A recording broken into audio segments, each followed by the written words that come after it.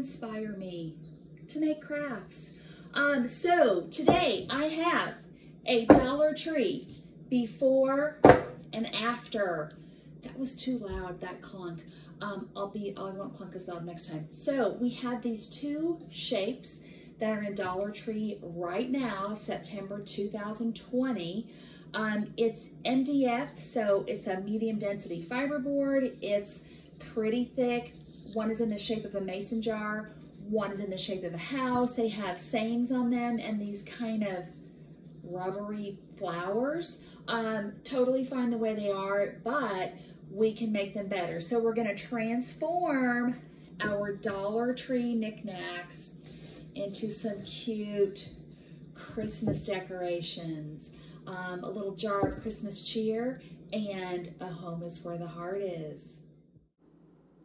Okay, so now we're ready to start transforming our Dollar Tree shapes. We have removed the flowers and the leaves. You can use a little heat. If you have a heat gun, that works great. Otherwise, you can just do what I did and pop in the bathroom and hit it with the blow dryer for a minute and peel off the flowers and the glue. And then you might need to sand it a little bit to get rid of the glue residue that's left over.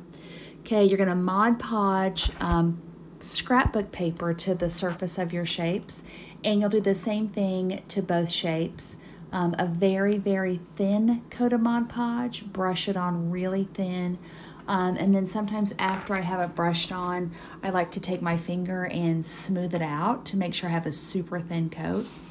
And when you have your Mod Podge like all thin and super smooth, then you'll pick up your paper and lay your paper on top of the surface and then smooth it out.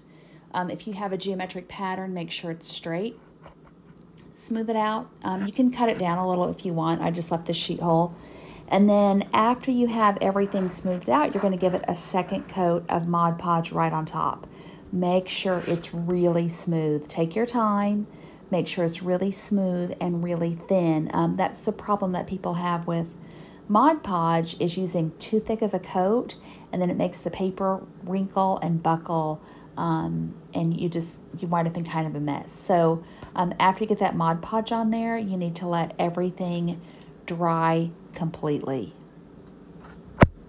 Okay, so we are ready to wrap up our Dollar Tree makeover on our jar and our house shape.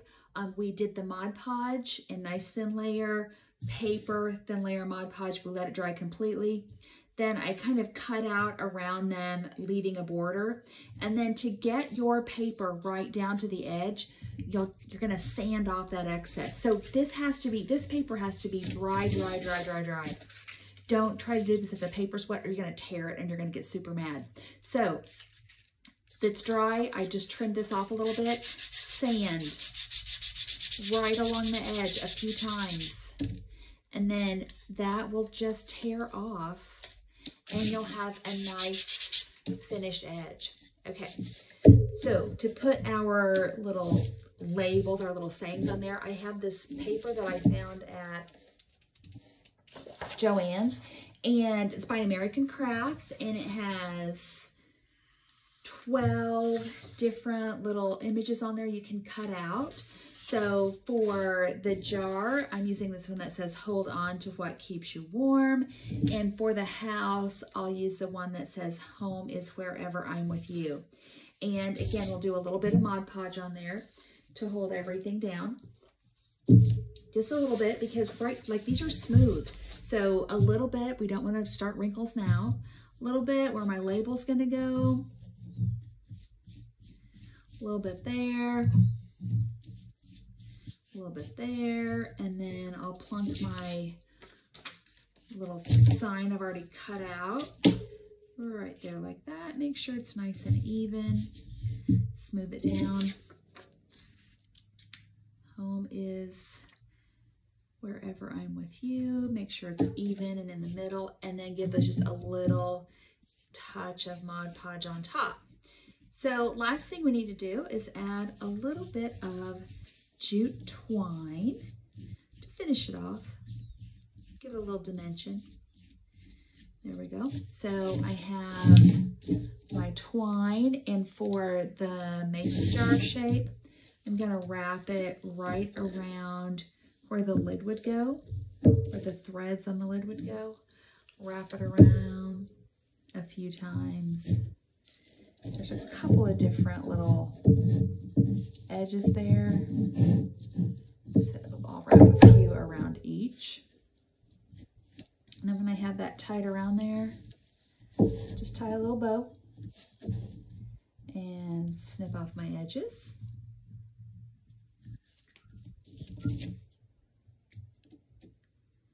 Like that. And then for the house, I'm going to tie my twine down low around the bottom edge.